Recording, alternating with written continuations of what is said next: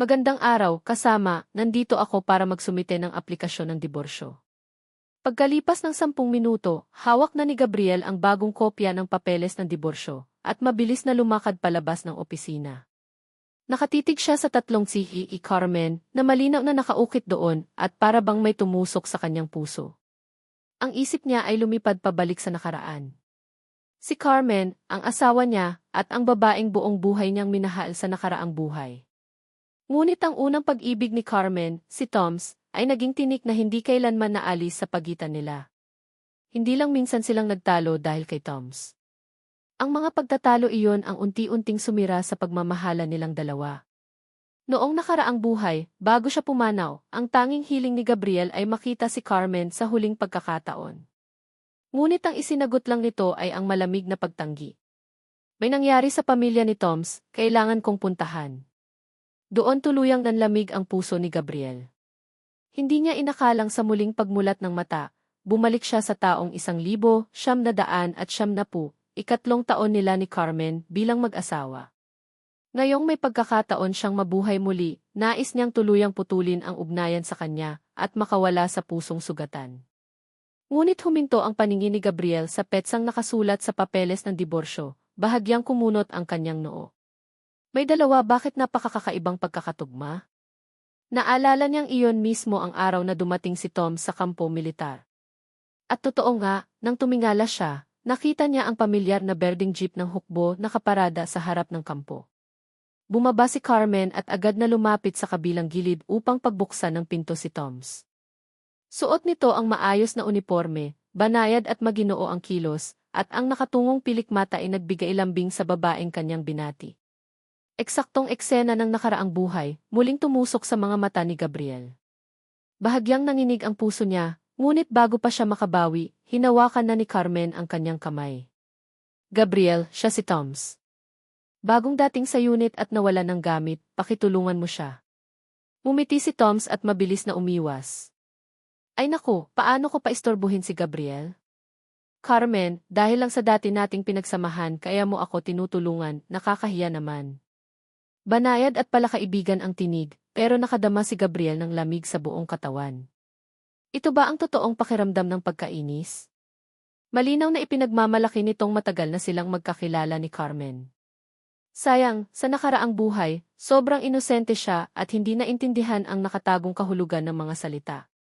Mas lalo pa nga niyang sinang-ayunan iyon. Pero ngayon, malinaw na sa kanya. At gayon man, hindi na niya iyon binigyang halaga. Umiti siya ng maayos at tumango lang bilang pagbati. May kailangan pa akong gawin, mauna na ako. Napahinto si Carmen sa malamig na tugon niya, hindi napigilang magtanong. Kagagaling mo lang ba kung saan? Mahigpit pa ring hawak ni Gabriel ang papeles ng diborsyo, nag-aalangan kung sasagot o hindi, nang biglang marinig ang masiglang sigaw ni Toms. Diwata ng hangin, ito ba ang bahay na nakuha mo para sa akin? Ang lawak. May sarili pang bakuran, ang ganda. Agad na naagaw ni Toms ang atensyon ni Carmen. Tinitigan niya ito ng may ningning sa mga mata, at sa tinig na malambing na hindi pa narinig ni Gabriel kailanman, sinabi niya. Naalala ko, mahilig ka sa mga bahay na may hardin, hindi ba? Sandaling nayanig si Gabriel. Ang bahay na ito ang mismong bahay na una niyang nagustuhan. Dahil ang hardin dito ay kahawig ng salumang bahay nila, dahilan para agad siyang makaramdam ng init ng tahanan. Ngunit noong hiningi niya iyon, sinabi lang ni Carmen. Maraming ligaw na bulaklak sa hardin na pwedeng makaakit ng lamok, mas mabuti siguro sa itaas na unit tayo. Ngayon niya lang nalaman, hindi pala dahil sa lamok. Ang totoo, hindi talaga para sa kanya ang bahay na ito. Bakit hindi niya nakita noon? Nabigatan ang dibdib ni Gabriel, pero nang mapatingin muli sa papeles ng diborsyo, unti-unti siyang nakaramdam ng ginhawa. Kung kanino man gusto ibigay ni Carmen ang bahay na ito, wala na siyang pakialam. Binitawan niya ang bigat sa puso at tumalikod na lamang, umaakyat ng hagdan. Nanlalamig ang loob niya, bibigyan na sana ng salita si Carmen, ngunit nakita niyang bahagya itong natigatig sa paghakbang. Mabilis niyang inalalayan ito at agad na naamoy ang banayad na halimuyak ng alak. Uminom ka? Gulat na tanong ni Gabriel. Si Carmen, na laging mahigpit sa sarili, kailanman ay hindi dumadampi sa alak. At ngayong gabi, bakit siya lumabag? Tumango ito at sa kanyang mga mata ay may kakaibang lambing. Maganda ang pakiramdam ko ngayon kaya uminom ako ng kaunti. Natigilan si Gabriel. Hindi na niya kailangan itanong. Dahil kay Toms kaya maganda ang pakiramdam niya. Pinisil niya ang labi, marahang inalis ang kamay at malamig na wika. May sasabihin ako sa iyo kaya kita hinihintay. Seryoso ang tono, kakaiba sa dati niyang lambing. Ngunit si Carmen hindi man lang pinansin. Pagod siyang kumaway at hinimas ang sentido. Bukas na lang pagod na ako. Noon, kapag narinig niya ito, agad siyang tatahimik, aalagaan siya, bibigyan ng tubig, aayusin ang balikat. Ngayon, hindi na. Tahimik ngunit matigas ang boses niya. Maghiwalay na tayo. Napatigil si Carmen, hindi makapaniwalang nakatingin sa kanya. Anong sinabi mo? Inilabas ni Gabriel ang pinirmahan na niyang papeles ng diborsyo at inilapag sa harap niya. Nakapirma na ako, ikaw na lang ang kulang. Ang matatag at kalmadong titig niya ay nagbigay ng bigat sa mukha ni Carmen. Anong kalokohan ito? Noon, halos ibinigay mo lahat para pakasalan ako at nangakong hindi ka makikipaghiwalay kahit kailan. Nakalimutan mo na ba? Napakuyom si Gabriel sa papeles. Noon nga, minahal niya si Carmen mula sa unang tingin, iniwan ang magandang kinabukasan at lumipat pa sa malayong unit ng hukbo para sa kanya. 2 taon bago niya napainit ang malamig niyang puso. Ngunit pagkatapos noon wala na kundi walang katapusang pagtatalo dahil kay Toms. Walang katapusang pagkadismaya. Paulit-ulit siyang bumaba sa sarili, itinapon ang dignidad para lang magkabati. Nakakapagod na. Hindi ba to ang puso ni Carmen?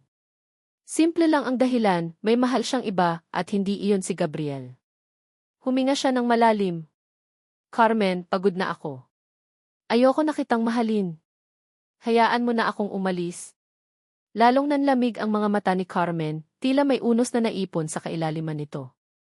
Una ikaw ang nagpumilit magpakasal, ngayon gusto mong makipaghiwalay? Akala mo ba laro lang ang kasal? Nanginig si Gabriel, bubuka pa sana ang bibig, ngunit agad siyang pinutol ng matalim na tinig ni Carmen. Kahit anong gawin mo, hindi maaari. Hindi ako papayag sa diborsyo. At dito na natatapos ang usapan. Pagkasabi nito, tumalikod siya at pumasok ng banyo, iniwan sa mesa ang papeles na ni hindi man lang niya tiningnan. Si Gabriel na lang ang natira, nakatayo sa sala, habang ang tunog ng umaagos na tubig mula sa banyo ay unti-unting nagpabaon sa kanya sa kalaliman ng lungkot. At gabing iyon, nagpalipas siya ng oras sa sofa, nagugulumihanan at walang kapahingahan. Kinabukasan ng umaga, maagang nagising si Gabriel. Balak sana niyang makausap ng maayos si Carmen. Ngunit pagbukas pa lang ng pinto, nadatnan niyang mag-isa si Toms na nakaupo sa hapagkainan. Ngumiti si Toms at bumati. Gising ka na pala? Itinuro niya ang pagkain sa mesa. Si Carmen ang naghanda ng agahan at tinawag ako. Nauna na siyang umalis, sabay na tayong kumain. Napatigil si Gabriel. Nang tumingin siya sa pagkain, kumislap ang matang puno ng halo-halong damdamin. Ilang taon na rin siyang nag-aalaga kay Carmen, at hindi niya alam kung marunong ba talaga itong magluto. Alam ni Gabriel, ang paanyaya ni Toms ay isa lang na paraan ng pagmamalaki at pang-aasar. Wala siyang sinagot, kinuha ang kanyang jacket at nagtungo sa pinto. Ngunit biglang nagsalita si Toms. Siguro nakita mo na lahat kagabi, di ba? Mahal pa rin ako ni Carmen. Kaya payo ko sa'yo, makipaghiwalay ka na. Huwag ka nang makisawsaw sa relasyon naming dalawa. Natawa na lang si Gabriel sa sobrang pagkairita. Binuksan niya ng malakas ang pinto at malamig na tumitig kay Toms. Lakasan mo pa nga ang boses mo, para marinig ng buong kampo kung paano daw ako nakikisawsaw sa relasyon ninyo ng asawa ko. Hindi nakasagot si Toms. Namutlat na mula ang mukha at nanlilisik ang matang puno ng galit. Umisi si Gabriel at malamig na tugon. Gusto ko ngang makipaghiwalay kay Carmen, pero siya ang hindi pumapayag. Kung may oras ka, ikaw na ang magpaliwanag sa kanya para sa akin. Pagkasabi, hindi na niya pinansin ang nabiglang mukha ni Toms. Isinara ang pinto at tuluyang umalis. Sa pagdating sa opisina, unang ginawa ni Gabriel ang tumawag sa kanilang bahay. Nang marinig ang tinig mula sa kabilang linya, hindi niya napigilang sabihin. Nanay, pwede ba akong umuwi at bisitahin ka? Sa nakaraang buhay, laging nasa tabi siya ni Carmen. Bihira siyang makauwi at kahit ang huling pagkakataon, hindi niya naabutan ang ina. Ngayong nabigyan ng bagong buhay, hindi lang hiwalayan ang nasa isip niya, kundi ang bumawi sa pagkukulang, manatili sa piling ng ina, at maging tunay na mabuting anak. Sa kabilang linya, nanginginig sa tuwa ang tinig ng kanyang ina. Kapag umuwi ang anak kong mahal, tuwang-tuwa ang nanay. Gaano ka katagal dito ngayon? Matagal, Nay, mahinahong sagot ni Gabriel, nakatingin sa hawak na papeles ng diborsyo. Nay, balak ko nang makipaghiwalay. Tahimik ang kabilang linya ng ilang segundo, bago sumagot ang ina na puno ng pag-aalala. Anak, bakit naman? May nang-aapi ba sa'yo sa kampo? O hindi maganda ang trato ni Carmen sa'yo? Sabihin mo kay nanay di. Sa mga salitang puno ng malasakit, biglang lumambot ang puso ni Gabriel at nag-init ang kanyang mga mata.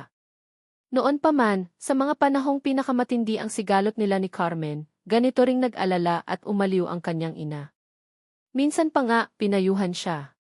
Kung hindi na kaya, makipaghiwalay ka na lang. Umuwi ka dito, makakasama mo si nanay. Ngunit dati, sobrang matigas ang ulo niya. Ayaw pa ring tanggapin ang hiwalayan. Akala niya, kung mas lalo niyang mamahalin si Carmen, darating ang araw na maaantig din ito. Ngayon, sa muling pagkakataong mabuhay, naunawaan na niya, ayaw na niyang mag-aksaya ng panahon. Nay, huwag kang mag-alala, walang nang aapi sa akin. Mahinang paliwanag ni Gabriel. Pagod lang ako.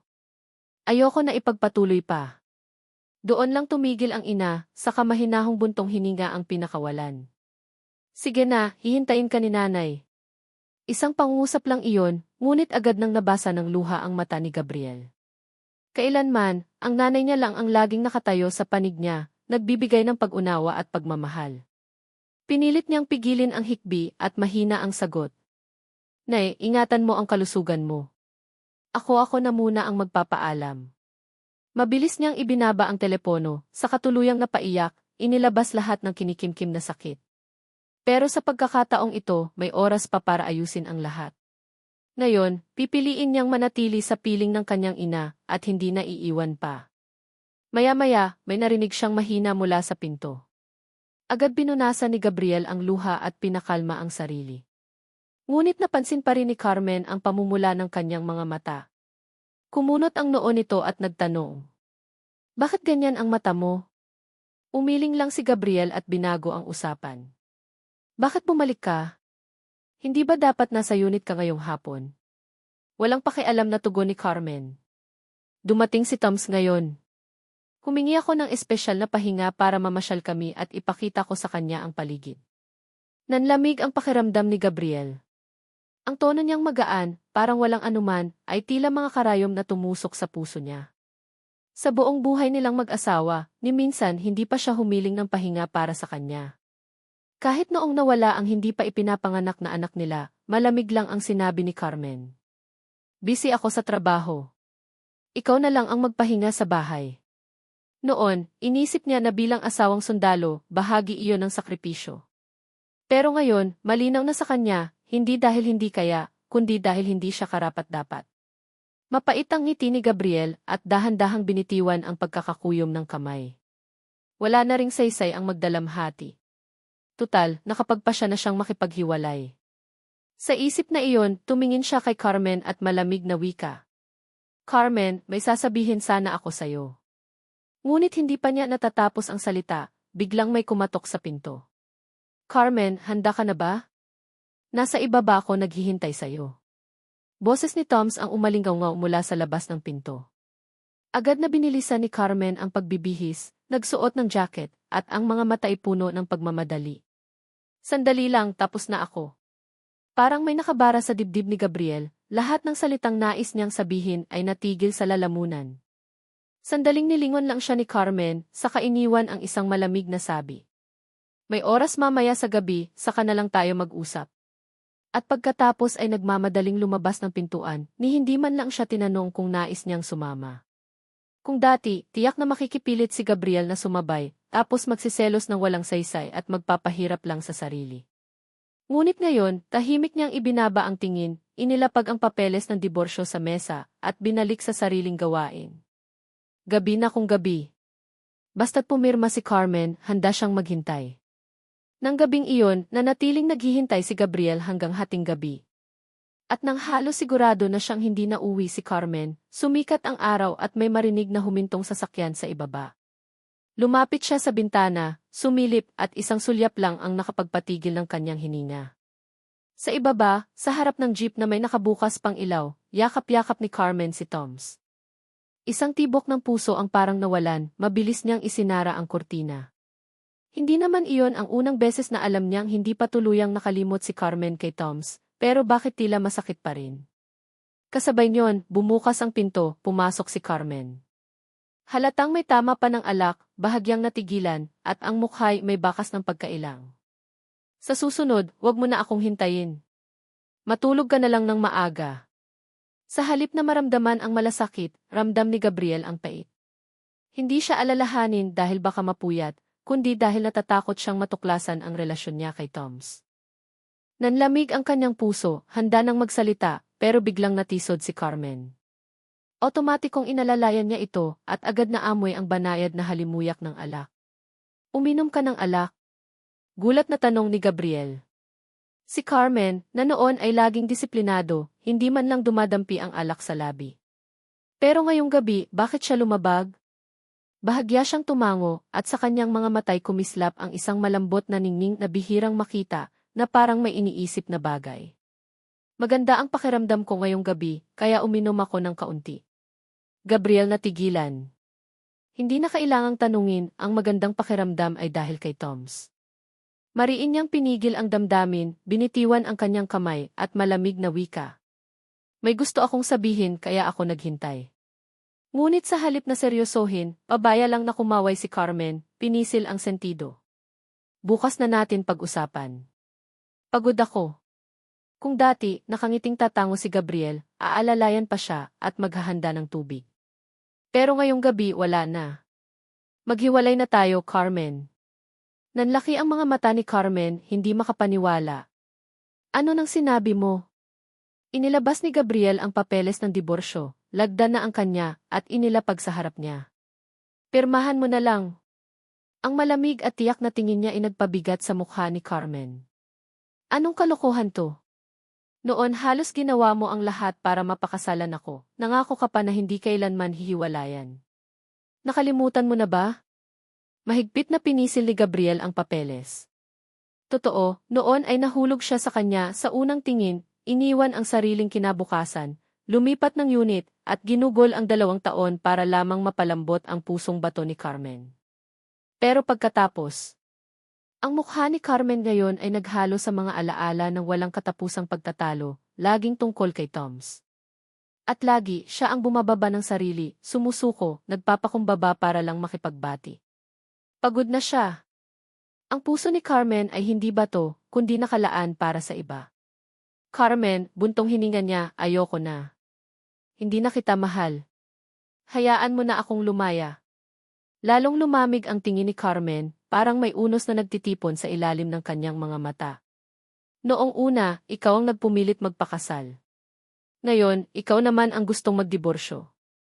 Akala mo ba laro ang kasal? Bahagyang nanginig si Gabriel, gusto sanang magsalita, pero pinutol siya ng malamig na tinig ni Carmen. Kahit gusto mo, hindi pwede. Hindi ako pumapayag sa diborsyo. At dito na nagtatapos ang usapan, huwag mo nang banggitin pa. Pagkasabi, tumalikod si Carmen at nagtungo sa banyo, iniwan ang papeles ng diborsyo sa mesa, hindi man lang nilingon. Si Gabriel na lamang ang naiwan, nakatayo sa sala, habang ang ingay ng tubig mula sa banyo'y tila unti-unting humihigop ng kanyang puso sa kailaliman. Gabi na iyon, hindi siya nakatulog, nagpabalik-balik sa sofa. Kinabukasan, maagang nagising si Gabriel. Balak sana niyang linawin muli kay Carmen.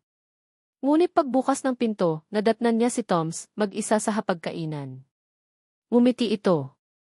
Gising ka na? Tara, kain tayo. Si Carmen ang naghanda ng agahan at ako'y tinawag niya. Pero may lakad siya, kaya tayo na lang. Natigilan ang mga hakbang ni Gabriel. Sa hapag na iyon, kumunot ang kanyang mga mata. Sa maraming taon, siya ang nag-aalaga kay Carmen. Hindi niya man lang alam na marunong pala itong magluto. At malinaw sa kanya, ang imbitasyon ni Toms ay hindi higit kundi pangmamata at pang-uyam. Wala siyang sinagot, kinuha ang jacket at naglakad palabas. Ngunit muli siyang tinigilan ni Toms. Siguro nakita mo na kagabi, ano? Mahal pa rin ako ni Carmen. Kaya payo ko sa'yo, makipaghiwalay ka na agad. Tigilan mo na ang panggugulo sa amin. Isang mapait na tawa lang ang naisagot ni Gabriel. Binuksan niya ng malakas ang pinto, malamig na tinignan si Toms.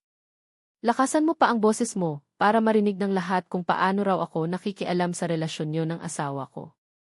Biglang natigilan si Toms, namutlat na mula, galit na galit ang tingin. Umisi si Gabriel, puno ng pangungutya. Gusto ko nga ring makipagdiborsyo, pero sayang, hindi pumapayag si Carmen. Kung may oras ka, ikaw na lang ang magpaliwanag sa kanya. At pagkatapos ay tuluyang lumabas, hindi na inalintana ang mukhang tuliro ni Toms. Gabi ngang iyon, na naginip si Gabriel, bumabalik sa alaala ng nakaraang buhay, sa araw na sinabi ng doktor. Mayroon kang huling yugto ng kanser sa baga, kailangan mong maghanda sa pinakamasamang mangyayari. Nanginig siya sa takot at dali-daling tumawag kay Carmen, ngunit ang natanggap lamang niya ay malamig na tinig. Ano na naman ang drama mo? Kung totoo ngang mamamatay ka, baka ito na ang huling pagkakataon nating magkita. Hindi mo ba gusto na pumunta ako? Ngunit ang naging tugon ng babae ay mas malamig pa sa yelo. Dahil sa'yo nagpakamatay si Toms. Ako ang kailangang manatili at alagaan siya. Mas mabuti pang mamatay ka na, kung hindi, mas malala pa ang parusa sa'yo. Parang nabasag ang puso ni Gabriel sa mismong sandaling iyon.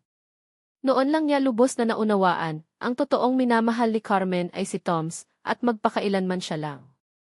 Nagising siya mula sa bangungot, ngunit ang sakit ay nanatili pa rin sa dibdib. Sa nakaraang buhay, tinupad talaga ni Carmen ang kanyang salita.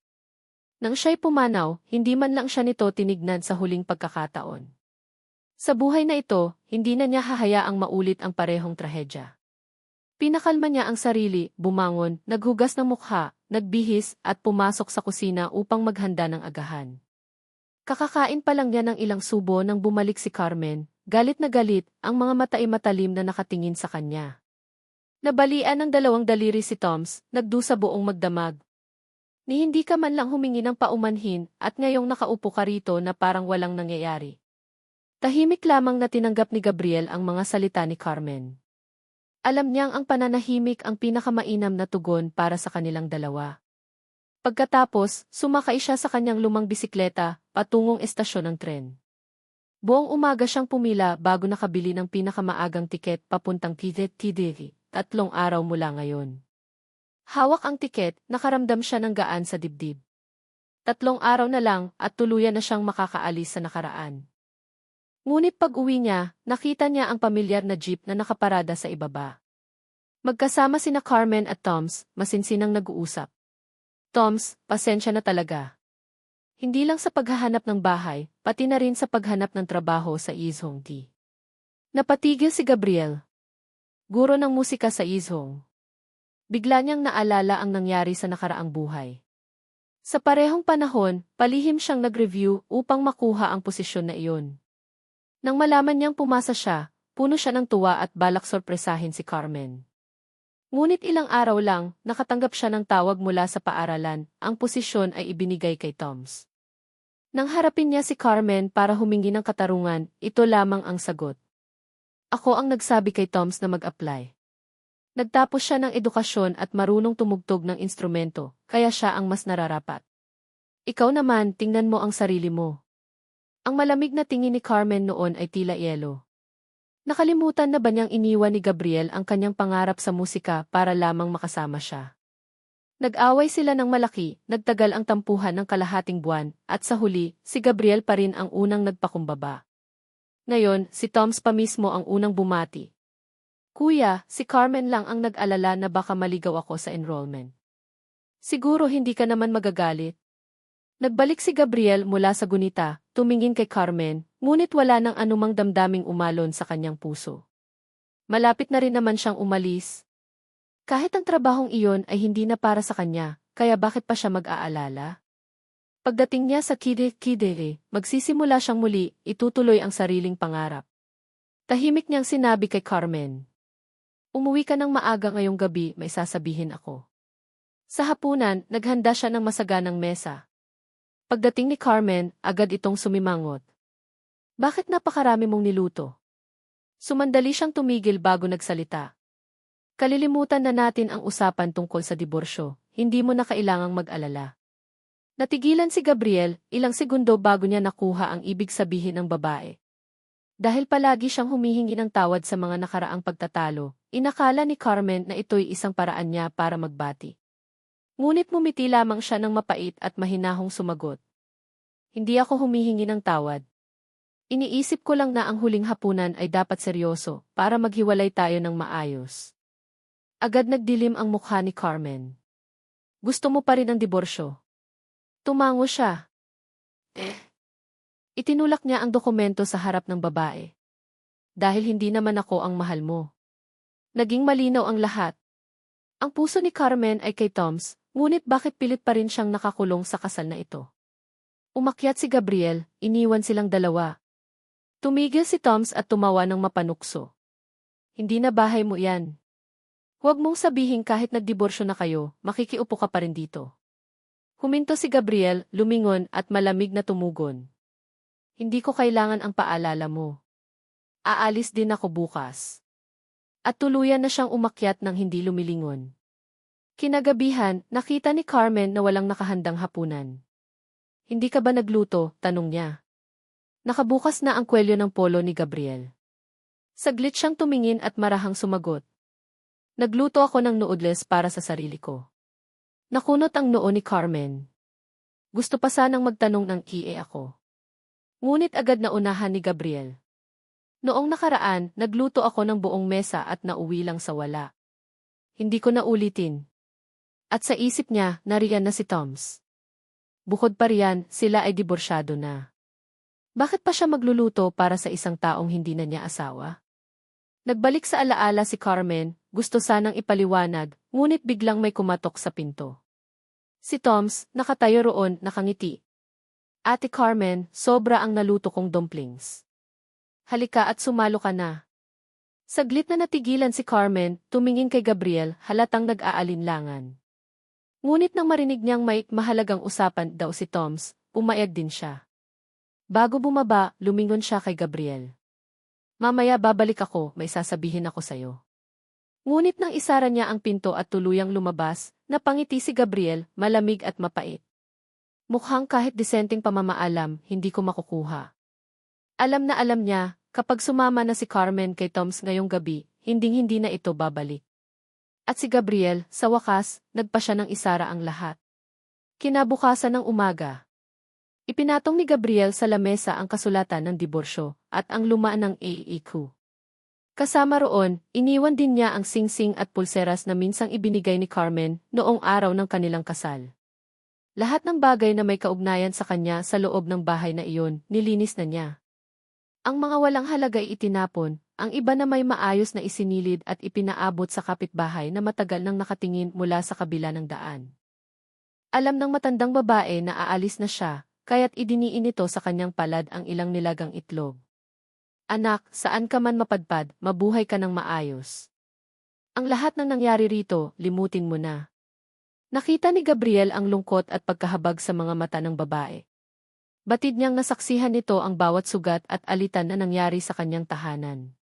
Uminit ang ilong niya at mariing tumango. Matapos ang lahat, bumalik siya sa tahanang minsang kanila ni Carmen. Saglit na tumingin sa paligid, at nang masiguro niyang wala ng bakas ng kanya, wala ring gamit na naiwan ng babae sa kanyang dala, isinakbit niya ang bag, hinila ang maleta, at buong determinasyong binuksan ang pinto. Carmen, mula ngayon, hindi na tayo muling magkikita. Sa ilalim ng liwanag ng bagong umaga, mag-isa siyang sumakay sa tren patungong Bidet-Kidid, papunta sa timog, hindi na lumingon pa. Ilang araw na ang lumipas, si Carmen ay balisa, walang kapayapaan.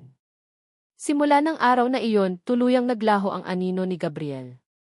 Noon, kahit magtalo sila, kinabukasan ay siya mismo ang lalapit para makipag-ayos. Ngunit ngayon, 3, 4 na araw na, wala pa ring balita, para bang nawala siyang parang bula. Naalala ni Carmen ang matinding pagtatalo nila at mabigat ang dibdib. Sa unang pagkakataon, tinanong niya ang sarili. Baka naman nasaktan ko siya ng sobra, baka totoo ngang tumago sa kanya ang mga salita ko. Ngunit ang guni-guni inaputol ang boses ng isang kawal. Ulat, Komandanteng Him. May isang kasamahang naghahanap sa inyo. Agad na kumislap ang mata ni Carmen. Sa isip niya ay si Gabriel iyon. Marahil, dumating na upang humingi ng tawad. Pinanatili niya ang kanyang malamig na anyo at tumango. Ipasok siya. Ngunit ang pumasok ay hindi si Gabriel, kundi si Toms. Carmen, naalala kong mahilig ka sa frutia, kaya dinalhan kita. Parang natauhan siya. Kung si Gabriel nga iyon, tiyak tatawagin siya ng sundalo na asawa ng komandante, hindi kasamahan. Napakunot ang noo niya. Masyado lang siyang nagpakalapit sa ilusyon. Itinago niya ang damdamin at malamig na sagot ang ibinigay. Sugatan ka, dapat nagpapahinga ka, hindi na kailangang alalahanin pa ako. Ngunit sa kanyang isipan, paulit-ulit ang tanong. Nasaan si Gabriel?